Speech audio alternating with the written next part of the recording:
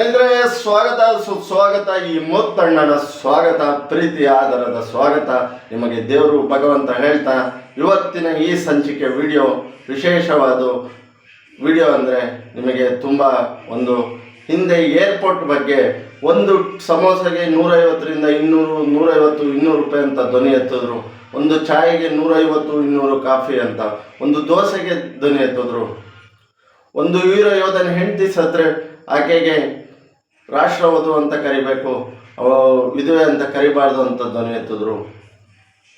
ಯಾರು ಅಂತ ನಿಮಗೆ ಅರ್ಥ ಆಗಿರ್ಬೇಕು. ಫೋಟೋ ಹಾಕಿದ್ದೀನಿ ವಿಡಿಯೋ ಶುರುವಾಗ ಮುಂಚೆ.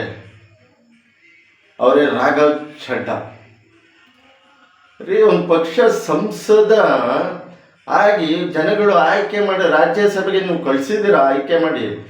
ಆಮ್ ಆದ್ಮಿ ಅರವಿಂದ್ ಕೇಜ್ರಿವಾಲ್ ಅವ್ರಿಗೆ ಡೈರೆಕ್ಟ್ ಆಮ್ ಆದ್ಮಿ ಪಕ್ಷದವ್ರಿಗೆ ನಾನು ಕೇಳ್ತೀನಿ, ನೀವು ಜನಗಳು ಅಭಿವೃದ್ಧಿಗೋಸ್ಕರ ಮಾಡಬೇಕು ಕಳಿಸ್ತಿರೋ ಆಯ್ಕೆ ಮಾಡಿ ನಿಮ್ಮ ಸಂಸದರನ್ನ, ಇಲ್ಲ ನಿಮ್ಮ ಬರೀ ಮೋದಿ ಅಮಿತ್ ಶಾನ ಬೈಯೋಕ್ಕೋಸ್ಕರನೇ ಕಳಿಸ್ತೀರ ನೀವು. ಇದು ನಾಚಿಕೆಗೇಡಿ ಸಂಗತಿ ಸ್ನೇಹಿತರೆ. ರಾಘವ್ ಚಡ್ಡಾ ಅವರು ಈ ಕಾಲ ಸ್ವಲ್ಪ ದಿನಗಳಲ್ಲಿ ಅಪರೂಪ ಅನಿಸುತ್ತೆ. ಜನಗಳು ಟೋಲ್ ಬಗ್ಗೆ, ಈ ಮೊಬೈಲು ಸಣ್ಣ ಪುಟ್ಟ ಡಾಟಾ ಹಾಕ್ಸೋದು ಏನು ಪುಕ್ಷಟೆ ಬರುತ್ತೆ. ಜನಗಳು ಬೆವರು ಸುರಿಸಿ ದುಡ್ದಿರೋ ದುಡ್ಡು. ಒಂದು ಫ್ಲೈಟಲ್ಲಿ ಹೋಗಾಗ ವಿಮಾನದಿಂದ ಫುಡ್ಡಿನ ಬಗ್ಗೆ ಚಿಕ್ಕ ಸಮಸ್ಯೆಗಳಲ್ಲ, ಅವು ದೊಡ್ಡ ಸಮಸ್ಯೆ ಜನಸಾಮಾನ್ಯರಿಗೆ.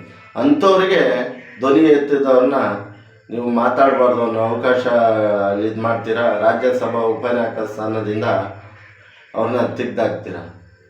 ನೀವು ಏನ್ರಿ ಇನ್ನು ಪರ್ಕೆಗೂಡಿಸಿ ಭ್ರಷ್ಟಾಚಾರ ಸ್ವಚ್ಛ ಮಾಡ್ತೀರಾ? ನೀವು ಮಾಡಿದ್ದೇ ಈಗ ಭ್ರಷ್ಟಾಚಾರ ಅಲ್ವಾ? ಏನು ರಾಘವ್ ಚಡ್ಡಾ ಅವರು ಬರೀ ಮೋದಿ ಅಮಿತ್ ಶಾ ಇವ್ರನ್ನೇ BJPನ ಬೈಕೊಂಡು ಹೋಗ್ಬೇಕಾಗಿತ್ತ? ಜನಗಳ ಸಮಸ್ಯೆ ಹೇಳಿದ್ದಾರೆ, ಇಂಥದ್ದಾಗಬೇಕು ಬಿಡಬೇಕು ಅಂತ. ಕೇಜ್ರಿವಾಲ್ ಅವರೇ, ಇದು ಧಿಕ್ಕಾರ. ಯಾಕೆ ಅಂದರೆ ನಾವು ಯಾವುದು ಪಕ್ಷ ಪಾರ್ಟಿ ಪರವಾಗಲ್ಲ.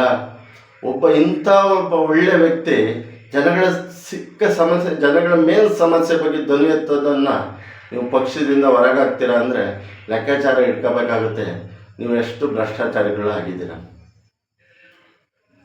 ಇಂಥ ವ್ಯಕ್ತಿಗೆ ಶುಭವಾಗಲಿ, ಯಾವ ಪಾರ್ಟಿಗಾರು ಹೋಗಲಿ, ಇದೇ ಥರ ಜನಗಳ ಬಗ್ಗೆ ಧ್ವನಿ ಎತ್ತಲಿ, ಜನಗಳ ಪರವಾಗಿ ನಿಲ್ಲಿ. ರಾಘವ್ ಚಡ್ಡಾ ಅವರಿಗೆ ಶುಭಾಶಯ ತಿಳಿಸ್ತಾ ಮುಂದಿನ ನಿಮ್ಮ ರಾಜಕೀಯ ಜೀವನ ಸುಗಮವಾಗಲಿ ಸರ್. ಇದೇ ಥರ ಧೈರ್ಯವಾಗಿ ಧ್ವನಿ ಎತ್ತಿ, ಪೂರ ಭಾರತ ದೇಶ ನಿಮ್ಮ ಹಿಂದೆ ನಿಲ್ಲುತ್ತೆ. ಇವನು ಯಾರು ತೆಗ್ದಾಕಿರೋ ಅಂತೇಳಿ ಹೆದರ್ಕೊಂಡು ನಿಲ್ಬೇಡಿ ಸರ್. ಈ ವಿಡಿಯೋ ಶೇರ್ ಮಾಡಿ, ಕಮೆಂಟ್ ಮಾಡಿ, ಲೈಕ್ ಮಾಡಿ, ದಯವಿಟ್ಟು ಸಬ್ಸ್ಕ್ರೈಬ್ ಮಾಡಿ. ನಿಮ್ಮ ಆಶೀರ್ವಾದ ಸದಾ ಇರಲಿ. ಜೈ ಶ್ರೀರಾಮ್.